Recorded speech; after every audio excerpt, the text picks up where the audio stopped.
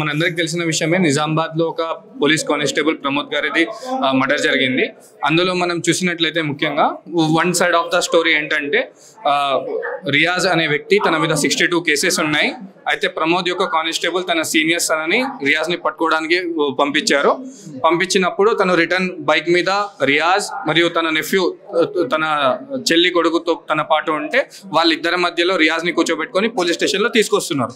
ఆ టైంలో రియాజ్ భయపడో లేకపోతే ఏం జరగో రియాజ్ ఏం చేశాడు, కానిస్టేబుల్ని రైట్ హ్యాండ్తో తను స్టాప్ చేసి మళ్ళీ లెఫ్ట్ థై తన తన చెల్లి కొడుకు మీద దాడి చేసి తన అక్కడ నుండి పారిపోయారు.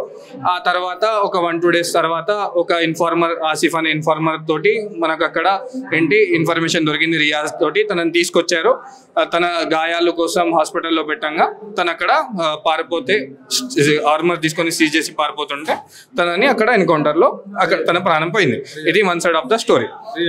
రియాజ్ రైట్. ఓవరాల్ గా ఇప్పుడు మాకు ఇన్వెస్టిగేషన్ ఫ్యాక్ట్ టీమ్ ఇన్వెస్టిగేషన్ ఏంటంటే ఓవరాల్ గా మేము జస్ట్ ఒక ఇండిపెండెంట్ యాక్టివిస్ట్ అక్కడ జస్ట్ ఒక ఫ్యాక్ట్ తీసుకురావడం కోసం అక్కడ వెళ్ళాం. మాకు తెలిసిన విషయం ఏంటంటే రియాజ్ పైన 61 కేసెస్ ఏవైతే ఉన్నాయో అవి గోల్డ్ స్నాచింగ్ అలా ఏం కాదు. తను ఒక బైక్ రికవరీ ఏజెంట్. సో తను ఎవరైతే ఈఎంఐ కట్టారో వాళ్ళ బైక్స్ ఎప్పుడైతే తీసుకొస్తారో తను ఏంటంటే వాళ్ళు తన మీద కేసు పెడతారు, తను మా బైక్ తీసుకెళ్ళిపోయాడని. సో 61 కేసెస్ ఏవైతే ఉన్నాయో అవే కేసెస్ ఉన్నాయి. అవి ఒక సివిల్ డిస్ప్యూటేలే కానీ అవి క్రిమినల్ కేసు కింద రావు. ఆ తర్వాత ఏంటంటే అలాగే బైక్ రికవరీ చేస్తుండగా ఒక బైక్ లో తనకి 3 lakhs రూపీస్ దొరికాయి. ఆ 3 lakh రియాజ్ కి దొరికాయి. ఆ 3 lakh రూపీస్ తను ఏం చేశాడంటే దాంతో 2 lakhs రూపీస్ బర్గ్మ్యాన్ స్కూటీ కొన్నాడు. ఇంకో 1 lakh రూపీస్ తను ఆ ఖర్చులకి యూజ్ చేశాడు. ఈ గ్యాప్ లో ఎవరిదైతే స్కూటీ సీజ్ చేశాడో వాళ్ళు వచ్చి తను రియాజ్ ని ఆ 3 lakhs రూపీస్ ఏవైతే ఉన్నాయో అవి ఒక ఫేక్ కరెన్సీ. అయితే ఆ ఫేక్ కరెన్సీ రాకెట్ కి సంబంధించిన వాళ్ళు రియాజ్ ని థ్రెట్ చేయడం స్టార్ట్ చేశారు. మాకు ఆ 3 lakhs రూపీస్ రిటర్న్ చేయండి, ఆ బైక్ ఏదైతే సీజ్ చేస్తారో అది రిటర్న్ చేయండి అని థ్రెట్ చేయడం స్టార్ట్ చేశారు. అయితే ఈ చాప్టర్ లోనే అక్కడ ప్రమోద్ గారి ఇన్వాల్వ్మెంట్ జరిగింది, అక్కడ పోలీస్ వాళ్ళ ఇన్వాల్వ్మెంట్ జరిగింది.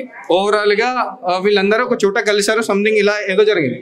ఆ పర్టికులర్ టైంలో మనకు తెలిసినంత విషయం ఏంటంటే ఫ్యాక్ట్ ఫైండింగ్ లో ఎక్కడైతే ప్రమోద్ కానిస్టేబుల్ గారి మెయిన్ రోడ్డు మీద తన మర్డర్ జరిగిందో ఒక్క ఐ విట్నెస్ కూడా లేదు, సీసీటీవీ ఫుటేజ్ లేదు. మెయిన్ రోడ్డు మీద అక్కడ చాలా సీసీటీవీస్ ఉన్నాయి కానీ దాని ఫోటో ఎటువంటి రాలేదు.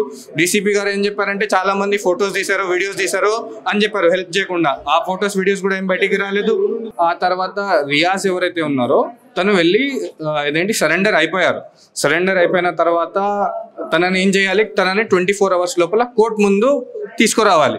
రైట్. అలా తీసుకురాకుండా తనది మాకు తెలిసినంత వరకు ఇది ఒక ఇంటరోగరేషన్ లో తన కిల్లింగ్ జరిగింది, తన మర్డర్ అక్కడే జరిగింది. అది ఎలా జరిగింది ఏంటి అనేది రియాజ్ ఫ్యామిలీ ఎవరైతే ఉన్నారో ఎప్పుడైతే కానిస్టేబుల్ గారి ప్రమోద్ గారి మర్డర్ జరిగిందో within 1 hour 8:30 to 9 ఆ మర్డర్ కేసు అక్కడ ఇన్సిడెంట్ జరిగింది రోడ్డు మీద.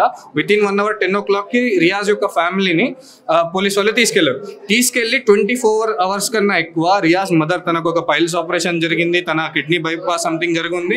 తనకు చాలా 60+ ఉమెన్ తనని కళ్ళల్లో కారం పోసి తన బాడీ ప్రైవేట్ పార్ట్స్ లో కారం వేసి తన డ్రెస్ లోపల కప్పలు వేయడం జరిగింది. ఇలా వేళ్ళ లోపల తనను అది పెట్టి చాలా టార్చర్ జరిగింది. తన వైఫ్ ని కూడా అలాగే జరిగింది. 7 సంవత్సరాల చిన్న పాప, ఆ పాపని కూడా తల కిందగా వేలాడి ఆ పాపని కూడా టార్చర్ చేయడం జరిగింది, కొట్టడం జరిగింది. సో మేము ఓవరాల్ గా ఫ్యాక్ట్ ఫైండింగ్ ఏంటంటే సిబిఐ ఎంక్వైరీ జరగాలి, ఆ కరెన్సీ ఇష్యూ ఏదైతే ఉందో అదే బయటికి రావాలి, ప్రమోద్ కానిస్టేబుల్ గారిని నిజంగా ఎవరు చంపారో ఆ విషయం బయటికి రావాలి. ఆ ఫ్యామిలీని అంతగా టార్చర్ చేయాల్సిన అవసరం ఏముంది, వాళ్ళంతా పెద్ద క్రిమినల్స్ కాదు. తను సరే అనుకుందాం మర్డరే జరిగింది, సో మర్డరర్ వేరు కదా, తనని పట్టుకోండి, అది పోలీస్ వాళ్ళ పని. వాళ్ళని కస్టడీలో పెట్టాల్సింది, తీసుకుపోయి వాళ్ళ ఫోన్ సీజ్ చేయాల్సింది, కానీ అంతా టార్చర్ చేయాల్సిన కొట్టాల్సిన విషయం తనకి లేదు. రైట్. సో ఇది మా డిమాండ్. సిబిఐ ఎంక్వైరీ వచ్చేసి మా మెయిన్ డిమాండ్. ప్రమోద్ గారిని ఎవరైతే చంపారో వాళ్ళని బయటికి తీసుకురావాలి, ఇది మా main demand. Right. Thank you.